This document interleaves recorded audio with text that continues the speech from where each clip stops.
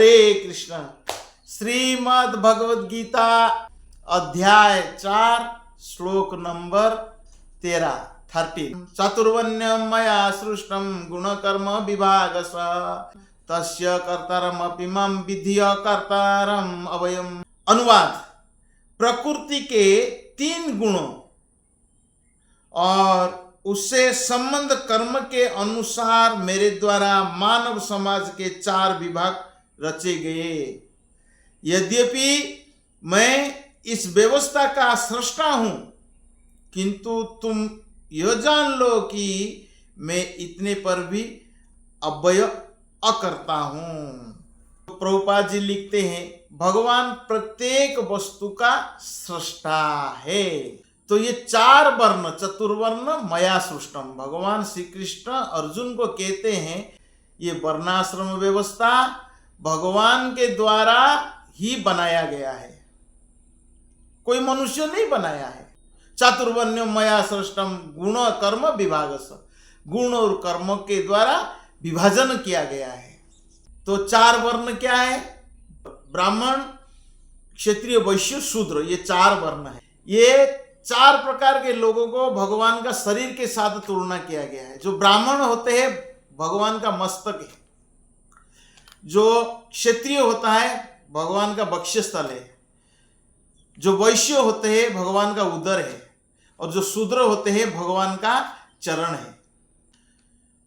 जो ब्राह्मण होते हैं वो समाज को शिक्षा देते हैं, जो क्षत्रिय होते हैं समाज को सुरक्षा देते हैं, प्रोटेक्शन देते हैं, जो वैश्य होते हैं समाज का पालन करते हैं, जो शूद्र होते हैं वो तीनों लोग का सेवा करते हैं। इस प्रकार ये समाज का व्यवस्था को संभालने के लिए भगवान ने विभाजन किया है। ऐसा किसी हीन दृष्टि से देखने के लिए नहीं है, वो छोटे लोग हैं ये बड़े लोग हैं, ऐसा कुछ नहीं है। समाज का व्यवस्था सुचारू रूप से चलना चाहिए। तो कोई छोटा कोई बड़ा नहीं होता है। भगवान का मस्तक और भगवान का चरण दोनों एक है। चाहे ब्राह्मण हो, चाहे क्षत्रिय हो, चाहे वैश्य हो, चाहे शूद्र हो, भगवान का नजर में सब एक समान है। समहम सर्वभूतेषु, भगवान सब जीवात्मा को एक समान देखते हैं, लेकिन ऐसा किसी प्रकार के अंतर भेदभाव नहीं है। ऐसा कलयुग में देखा जाए तो सब शूद्र है, कलौ शूद्र संभव। कोई जन्म से ब्राह्मण नहीं होता है। भगवान इसलिए कहते हैं गुण कर्म विभागश, गुण और कर्म के अनुसार उसे विभाजन किया गया है। तो ब्राह्मण का कर्म क्या है? भगवद गीता में 18वां अध्याय में कहा गया है, समो दमो तप शौचम शांतिर आर्जवमेव च ज्ञान विज्ञान आस्तिक्यम ब्रह्म कर्म स्वभावजम। तो बताया गया है कि शांति प्रियता, समो, दमो, आत्म स्वयं, और तपस्या, पवित्रता, सहिष्णुता, सत्यनिष्ठा, ज्ञान और विज्ञान, आस्तिक्यम, धार्मिकता, ये सारे स्वाभाविक गुण हैं जिसके द्वारा ब्राह्मण कर्म करते हैं। तो शास्त्र में बताया गया है, जन्मना जायते शूद्र, जन्म से मनुष्य शूद्र होता है। संस्काराद भवेत द्विज, जब उसका संस्कार होता है तभी वो द्विज बनता है, ब्राह्मण बनता है। वेद पाठक भवेत विप्र, जब वो वेद अध्ययन करता है, वेद का ज्ञान होता है, तभी वो ब्राह्मण बनता है। ब्रह्मण जानाति इति ब्राह्मण, जो ब्रह्म को जानता है वो ब्राह्मण है। ब्रह्म क्या वस्तु है? भगवान स्वयं ब्रह्म है। जो भगवान को जानता है तत्व से वही ब्राह्मण हो सकता है। क्षत्रिय, क्षत्रिय का कर्म क्या है? शौर्यम तेज धृतिर्द्राक्ष्यम युद्धे च अपलायनम दानम ईश्वर भावश्च क्षात्र कर्म स्वभावजम। वीरता, शक्ति, संकल्प, दक्षता, युद्ध में धैर्य, उदारता तथा नेतृत्व,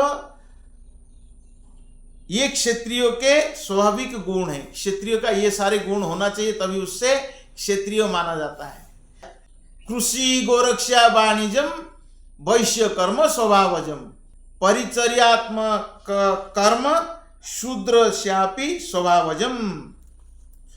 तो कृषि करना, गोरक्षा तथा व्यापार वैश्य के स्वाभाविक कर्म है। और शूद्र का जो है वो तीनों श्रेणी का लोगों का सेवा करना। तो यह है गुण और कर्म के अनुसार विभाजन किया गया है। तो भगवान यहाँ कहते हैं किंतु तुम यह जान लो कि मैं इतने पर भी अव्यय अकर्ता हूं। भगवान इसमें नहीं पड़ते हैं, वर्ण आश्रम से परे है भगवान। मानव समाज के इन 4 विभागों की सृष्टि करने पर भी भगवान कृष्ण इनमें से किसी विभाग वर्ण में नहीं आते, क्योंकि वे उन बद्ध जीवों से नहीं है। जैसे एक उदाहरण के द्वारा समझ सकते हैं, एक जेल सुपरिंटेंडेंट होता है, तो कैदियों के साथ अगर चल रहा है तो वो कैदी नहीं बन जाता है। कैदी का स्थान अलग है, जेल सुपरिंटेंडेंट का स्थान अलग है। वो भी जेल में रहता है, तो कैदी के जैसा सजा नहीं काट रहा है, कैदी सजा काट रहा है और सजा देने वाला जेल सुपरिंटेंडेंट है। तो इसीलिए भगवान इस भौतिक जगत को बनाया, ये जेल है। तो भगवान 4 वर्ण सृष्टि किया मतलब उसमें से ही आ जाते, ऐसा नहीं है। भगवान इससे परे है, वर्ण आश्रम से भगवान परे हैं, जिनका एक अंश मानव समाज के रूप में है। मानव समाज भी किसी अन्य पशु समाज के तुल्य है, किंतु मनुष्य को पशु स्तर से ऊपर उठाने के लिए ही उपयुक्त वर्णाश्रम की रचना की गई है। वर्णाश्रम का रचना क्यों की गई है? पशु समाज से ऊपर उठने के लिए, जिससे क्रमिक रूप से कृष्ण भावनामृत विकसित हो सके।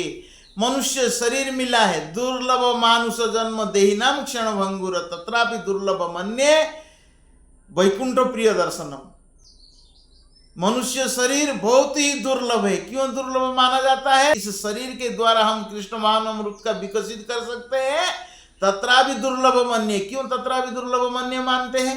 फिर भी दुर्लभ क्यों मानते हैं? कि वैकुंठ प्रिय दर्शनम, भगवान का धाम जा सकते हैं।